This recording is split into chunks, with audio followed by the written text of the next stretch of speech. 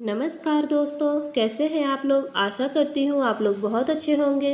तो दोस्तों, सावन मास की शुक्ल पक्ष की एकादशी को पुत्रदा एकादशी माना जाता है।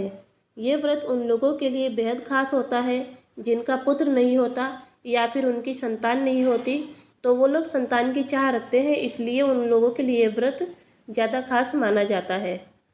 तो दोस्तों, व्रत का पारण करने का शुभ मुहूर्त क्या है, इस व्रत में क्या करना चाहिए और क्या नहीं करना चाहिए, इस व्रत के क्या नियम होंगे, तो आज हम इसी विषय में बात करेंगे। यदि आप मेरे चैनल पर नए हैं तो चैनल को लाइक, शेयर और सब्सक्राइब जरूर कर दें और साथ में बेल आइकन भी दबा दें ताकि ऐसी कोई भी जानकारी हो तो आपको तुरंत नोटिफिकेशन मिल सके।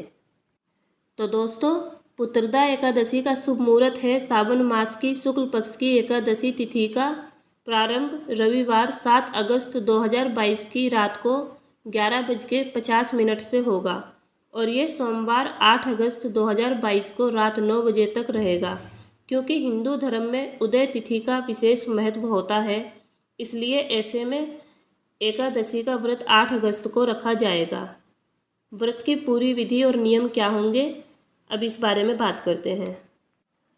तो फ्रेंड्स, एकादशी व्रत के नियम दशमी की रात से ही शुरू हो जाते हैं। दशमी की शाम को सूर्यास्त से पहले सिंपल और सादा भोजन करें। अपनी रसोई को एकदम साफ सुथरी करके सोएं और फिर सुबह उठकर पानी में गंगा जल मिलाकर स्नान करें और व्रत का संकल्प लें। इसके बाद साफ सुथरे कपड़े पहनकर पूजा करें। पूजा करते वक्त सबसे पहले कलश को लाल वस्त्र से बांधें, फिर उसकी पूजा करके कलश के ऊपर भगवान जी की प्रतिमा रखें। विष्णु जी की इसमें पूजा होती है, इसलिए विष्णु भगवान जी की मूर्ति रखें और उनकी मूर्ति के सामने घी का दीपक जलाएं और जल, अक्षत, पुष्प, चंदन, धूप, वस्त्र आदि अर्पित करें। इसके बाद भगवान विष्णु जी का मंत्र, जो विष्णु भगवान जी का मंत्र होता है, उसका जाप करें और पुत्रदा एकादशी की कथा का पाठ करें।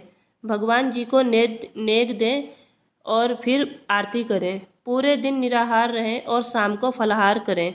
यदि आपको शारीरिक प्रॉब्लम है, जैसे कोई बीमारी या फिर आप कोई दवाई ले रहे हैं लंबे समय से, या फिर उसी दिन आपकी मान लो किसी की तबीयत खराब हो जाती है, तो आप उस कंडीशन में दवाई ले सकते हैं, लेकिन आप श्रद्धा से अपना व्रत रख सकते हैं।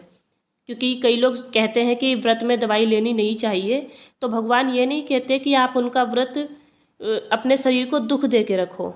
तो अगर आपके शरीर में कोई प्रॉब्लम है या फिर आप लंबे समय से कोई दवाई ले रहे हैं और व्रत रखना चाहते हो, तो आप व्रत रख सकते हैं और दवाई भी ले सकते हैं। और फिर दूसरे दिन ब्राह्मण को भोजन खिलाएं, उनका आशीर्वाद लें और व्रत का पारण करें।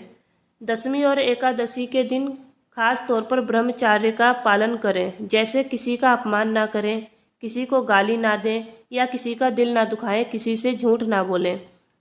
तो दोस्तों, इस तरह से ये सारी बातें आपको अच्छी लगी होंगी। यदि आपको कोई मन में सवाल हो तो आप मुझसे पूछ सकते हैं और यदि मुझसे कोई गलती हो तो आप मुझे माफ़ करें। तो अगर कैसी लगी आपको जानकारी, आप मुझे कमेंट में ज़रूर बताएं। तो धन्यवाद।